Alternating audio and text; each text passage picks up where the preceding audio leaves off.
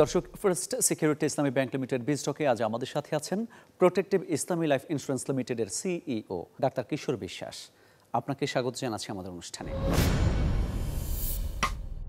10 বছর পার করলো প্রোটেক্টিভ ইসলামী life insurance limited.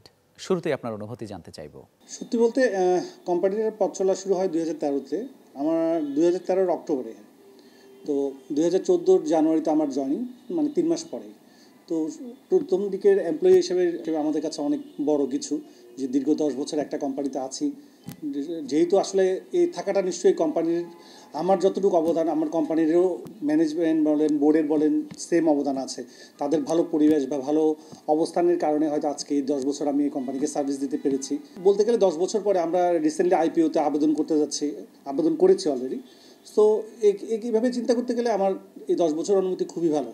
একটি কোম্পানির বিনির্মাণে লাইফ ফান্ড অনেক গুরুত্বপূর্ণ।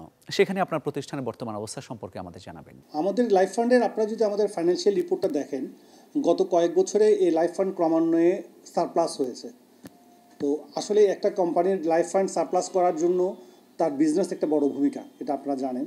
তো ওই বিজনেসের ভালো একটা গ্রোথ হয়েছে, আমাদের মার্কেটে ক্লেম সেটেলমেন্টের জন্য ভালো একটা রেপুটেশন তৈরি হয়েছে প্রোটেক্টিভ ইসলামী লাইফের। এই রেপুটেশনের কারণে আমরা ভালো বিজনেস করেছি, আমাদের ক্রমান্বয়ে আমাদের লাইফ ফান্ড পজিটিভ এসেছে। তো লাইফ ফান্ড পজিটিভ আসার শুধু অ্যাকাউন্টসের দিক দিয়ে পজিটিভ না, আমাদের লাইফ ফান্ড অলওয়েজ অ্যাকচুয়ালি ভ্যালুয়েশনের ক্ষেত্রেও সারপ্লাস এসেছে। তো এই কারণেই আমরা এবার আইপিওতে আবেদন করতে পেরেছি। তো আমরা বলতে পারি এই লাইফ ফান্ড আস্তে আস্তে আমরা একটা ভালো কিছু করতে পারবো, যা আমাদের পলিসি হোল্ডারকে তার বিনিয়োগকে সুরক্ষিত করবে। লাইফ ইন্স্যুরেন্সের ক্ষেত্রে তামাদি পলিসি ব্যাপক হুমকি স্বরূপ। এটি রোধে আপনারা কি পদক্ষেপ নিয়েছেন? তামাদি পলিসিটা আসলে একটা কোম্পানির জন্য সত্যিকার অর্থেই একটা দুঃস্ব জিনিস, পলিসি ল্যাপস হওয়াটা।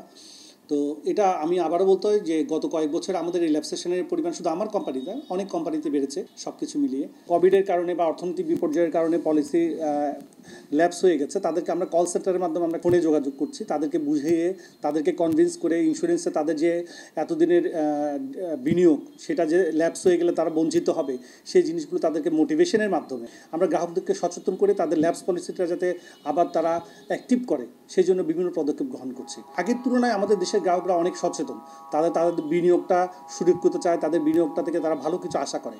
তো এই চিন্তা থেকে বলছে যে এই ল্যাপসেশন আস্তে আস্তে কমে আসবে এবং ইন্স্যুরেন্স নিয়ে মানুষের ভালো একটা চিন্তাধারা গড়ে উঠবে। প্রোটেক্টিভ ইসলামী লাইফ ইন্স্যুরেন্সের ভবিষ্যৎ পরিকল্পনা কি?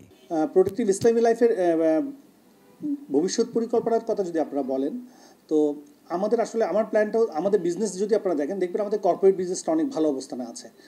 তো আমরা কর্পোরেট বিজনেসটার সাথে সাথে আমাদের রিটেল বিজনেসটাকেও আমরা খুব ভালো করতে চাচ্ছি।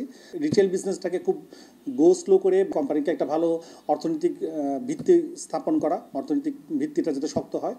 আর গ্রুপ বিজনেস বা কর্পোরেট বিজনেসের ক্ষেত্রে আমরা চাচ্ছি একটা ব্র্যান্ড হতে। আমি চাই প্রোটেক্টিভ ইসলামী লাইফকে এমন একটা জায়গায় নিয়ে যেতে, একটা ব্র্যান্ডে নিয়ে যেতে, যে ব্র্যান্ড দূর থেকে একটা ব্র্যান্ডের এই লোগো দেখলেই মানুষ মনে করতে পারবে এটা প্রোটেক্টিভ ইসলামী লাইফ, এটার নামের প্রয়োজন হবে না। তো আমরা একটা ব্র্যান্ডিং করতে চাই কর্পোরেট সেক্টরে। সো এই আশা নিয়ে আমরা আসলে এগিয়ে যাচ্ছি। আপনাকে অসংখ্য ধন্যবাদ আমাদের সময় দেওয়ার জন্য।